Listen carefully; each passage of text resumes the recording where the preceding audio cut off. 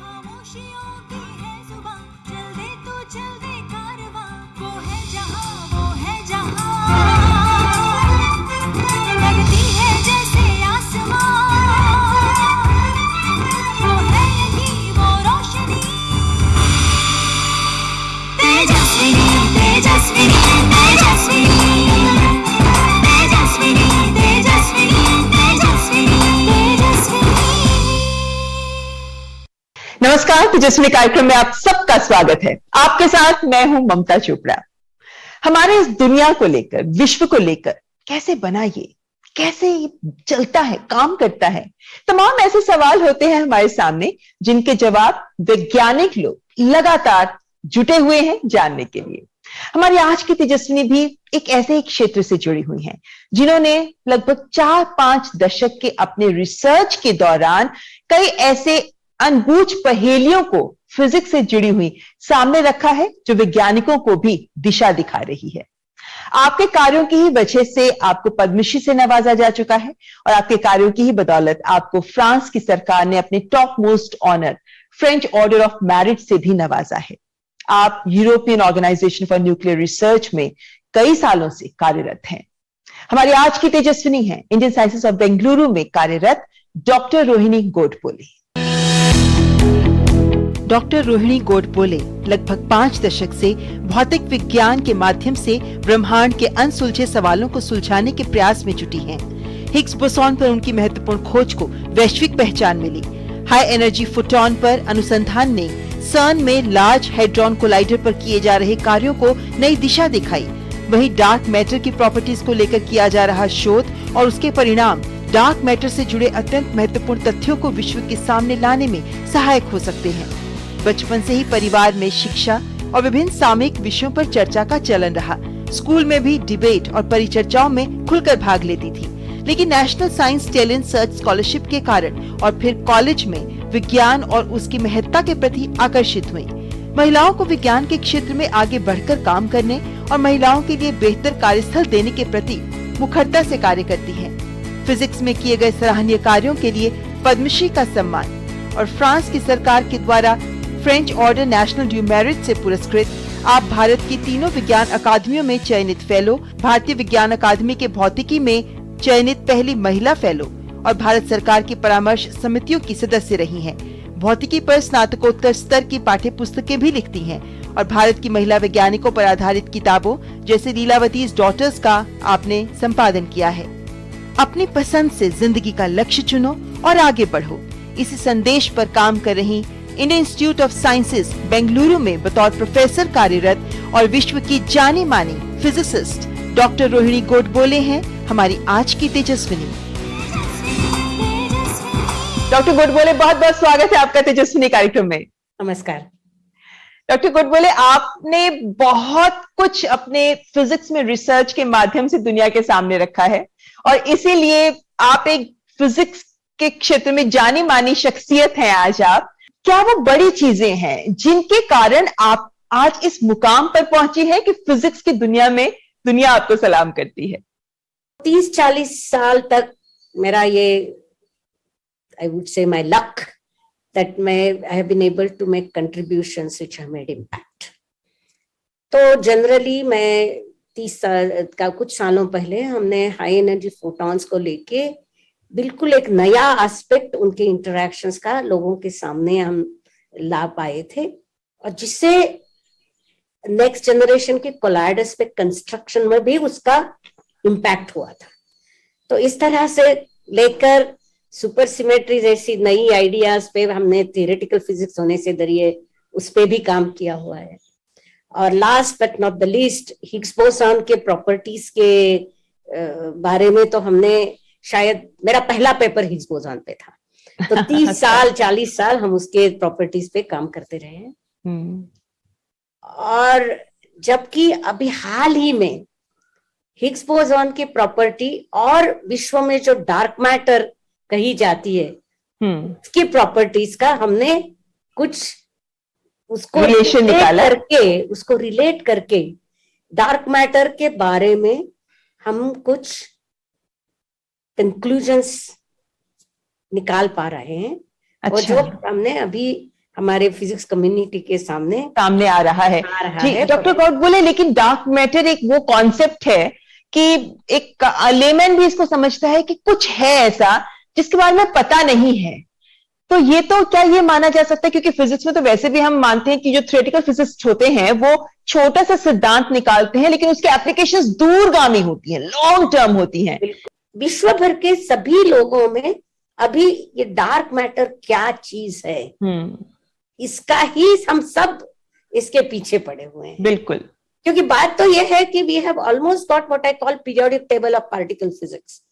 हमें विश्व की सब चीजें कौन पार्टिकल से बनी हुई है ये पूरा पता चल गया है। और ये सब कहने के बाद हम कहते हैं कि ये पीरियोडिक टेबल के जो मेंबर्स है उससे खाली 5% यूनिवर्स का मैटर बना हुआ है, और बाकी जो है वो ये डार्क मैटर है जो हमें पता ही नहीं है। तो इसलिए ये बहुत ही महत्वपूर्ण प्रश्न है, अभी समस्या है, पजल है, और अभी वही करेंगे। डॉक्टर गौड बोले, फिजिक्स एक ऐसा सब्जेक्ट है, क्योंकि आपने ग्रेजुएशन में फिजिक्स ली, मैथमेटिक्स ली, स्टैटिस्टिक्स ली, और ये सब्जेक्ट्स एक लेमैन के तौर पे देखें तो बड़ी ड्राई सब्जेक्ट्स हैं, लेकिन आपने इनमें एक्सेल किया।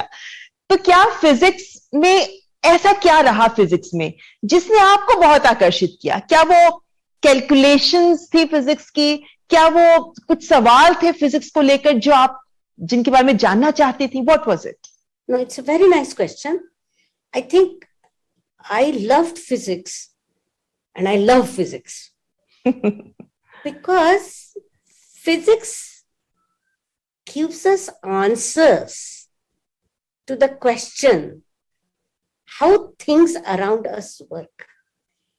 ये विश्व में कैसे व्युत्पत्ति हुई, कैसे उसकी बढ़ोत हुई, और हर चीज विश्व की किस मूल कणों से बनी गई है जी, उनके एक दूसरे से बोलने के जो नियम है वो नियम क्या है, ये सब जब फिजिक्स बता सकती है कुछ इक्वेशंस में, so it's a fantastic thing जी। और उसके बाद में जैसे आपने कहा, जो मैं नहीं करती हूँ लेकिन उसके एप्लीकेशन के जरिए मैं आपसे बोल रही हूँ, मैं मेरे बंगलोर के घर में हूँ, आप दिल्ली में हैं, तो physics also gives technology, right. So for me physics is. तो ऐसा कौन थे जिन्होंने फिजिक्स के इस राज से आपको रूबरू कराया? कौन थे? हमारे बहुत, this I owe to 2 teachers, लेकिन एक बहुत महत्वपूर्ण जिनका उसमें पार्ट रहा वो है प्रोफेसर एस.एच. पाटिल करके।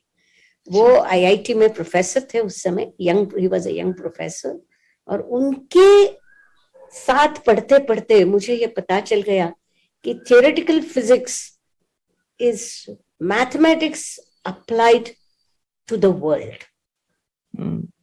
And I think that caught me.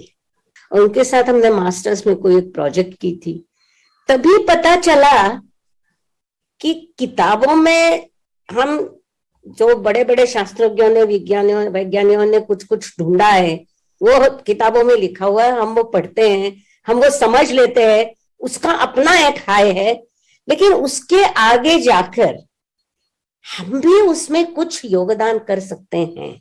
इतना ज्यादा एनालिटिकल माइंड, इतना ज्यादा शार्प माइंड जो रिसर्च करके इतने अनसुलझे चीजों के हल तलाशने की कोशिश करता है, कैसे विकसित हुआ ये? क्या बचपन में पढ़ाई पर बहुत जोर होता था? क्या यही कारण है कि आपने पढ़ाई में बहुत आप आगे तक गई? बचपन में आई थिंक एक बात जरूर है कि I would be really failing if I didn't say this. मेरे पेरेंट्स, माता और पिता, तो वो दोनों काफी पढ़े लिखे आदमी थे, मेरी माता भी और मेरे पिता भी, और वो बुद्धिजीवी ऐसे थे, दे वर वेरी इंटेलेक्चुअल। ओके। तो हमें जब से हम छोटे थे तब से घर में पोएट्री या कोई पॉलिटिकल कोई चीज हो रही है तो न्यूज़पेपर में आ रहा है, हिस्ट्री, सब चीजों के हमारे घर में हमेशा चर्चा होते रहते थे। अच्छा। तो it was a very intellectual atmosphere, so pursuit of knowledge ये हमारे घर में ये था ही, ये तो करना ही है। एंड ये जो एनालिटिकल माइंड की जो बात आप कर रही है, तो I think it came from that early experience. जैसे कि हमने डिबेटिंग में पार्ट लिया था, इलोक्यूशन कॉम्पिटिशंस में, essay writing. So I think the training I got, which was all intellectual, was not to be necessarily to be a scientist, but to be a scholar. ज्ञान वर्धन के इस प्रयास में आपने नेशनल साइंस टैलेंट कंपटीशन के लिए भी तैयारी की. Correct. और क्या ये बोला जा सकता है कि एक छात्र के तौर पे आपके जीवन में वो एक टर्निंग पॉइंट था जिसने विज्ञान से आपको बहुत करीब आपने बहुत बहुत सही कहा. ये national science talent search scholarship हुआ करती थी, NSTS, जबकि वेंकी रामकृष्णन जैसे जो बड़े बहुत नोबेल प्राइज विनर, वो भी NSTS स्कॉलर थे. हम हमारे एज के हैं. और उससे एक बड़ा फर्क हो गया, क्योंकि तब तक अपने शहर में, अपने कॉलेज में, अपने स्कूल में जो 15 लोग थे उनके साथ ही मिलना जुलना था, उनके साथ ही चर्चा होना था. लेकिन यहाँ सभी देश के स्टूडेंट्स अलग अलग तरह के, जो अपने अपने स्कूल में, अपने अपने कॉलेज में बहुत मशहूर थे, इस तरह के स्टूडेंट्स मिले जिनके साथ, अपने पीयर्स के साथ साइंस के और दालन खुलते गए. आपके इस जीवन सफर पर बात आगे भी जारी रखेंगे डॉक्टर गोडबोले, लेकिन उससे पहले यहाँ वक्त एक ब्रेक का. आप देखते रहे तेजस्विनी.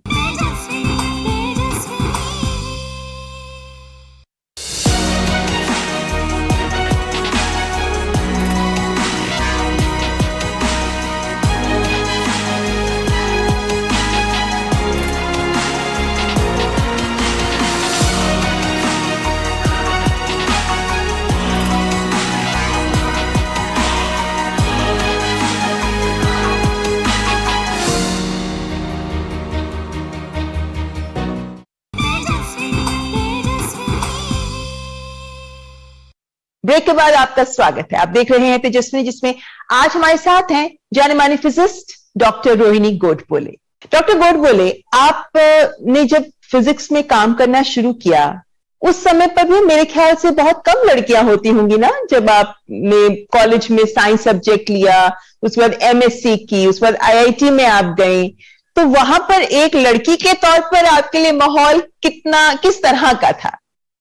IIT में उस समय हजारों इंजीनियरिंग मेल स्टूडेंट्स थे और हम कुल मिला के 50 या 52 लड़कियां वहां हॉस्टल में थी. तो जाहिर है कि बहुत ही इनबैलेंस्ड एटमॉस्फेयर था. लेकिन ये मैं कहना चाहूंगी कि लोगों के पढ़ाने में या लोगों के in their appreciation of I didn't feel big differences. Okay. लेकिन क्या आपको एज इन योर प्रोफेशन कोई ऐसे अनुभव हुए जहां ऐसी बात भी सामने आई हो कि विज्ञान के क्षेत्र में एक महिला इतना कुछ कर रही है, क्या वाकई ये सही है? By and large, I think I don't see any obvious impact of the gender in reactions to me and my work.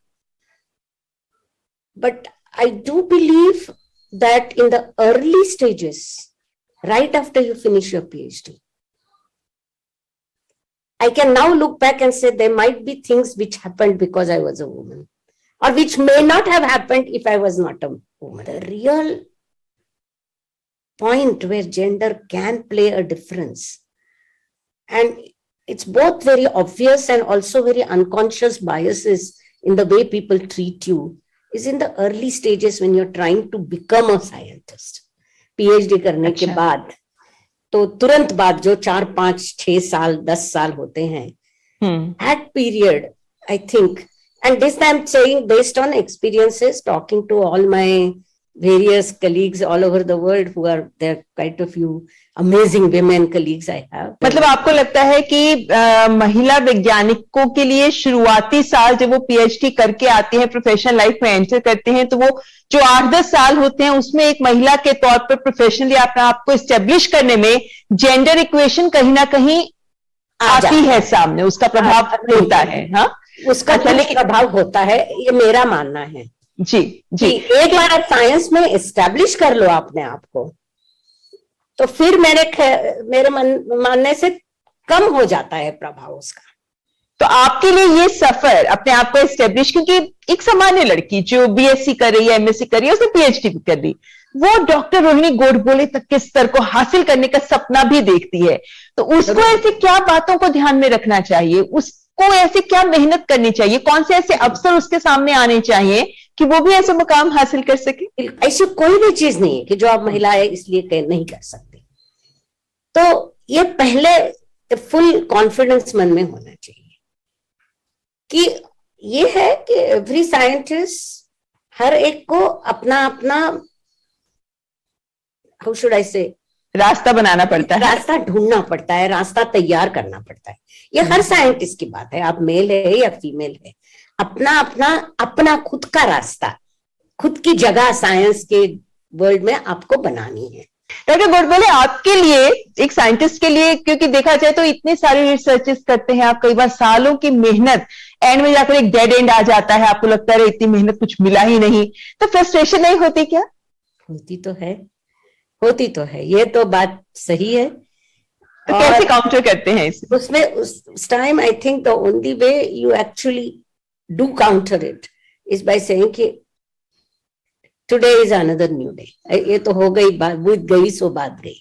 नहीं, बिकॉज एक्चुअली थोड़ा फेल्यूर भी किसमें हो, किस विषय में, उस फेल्यूर में से भी हम बहुत कुछ सीख सकते हैं। In some sense life of science is fun, but in some sense it can be sometimes really hard task master, कि आप महीनों तक काम करो किस पे, और आपको बाद में पता चल जाएगा यार ये तो ही इसमें गलती हो गई थी, इसमें से। लेकिन डॉक्टर गोडबोले, आपके लिए कहा जा सकता है कि आपने भी बहुत बहुत बहुत मेहनत की, रिसर्च की, और बहुत सारी अच्छी उपलब्धियां भी आपके नाम आई। तो ऐसे में आपके लिए, आपकी लाइफ में, प्रोफेशनल लाइफ में यूरेका मोमेंट्स कौन से रहे?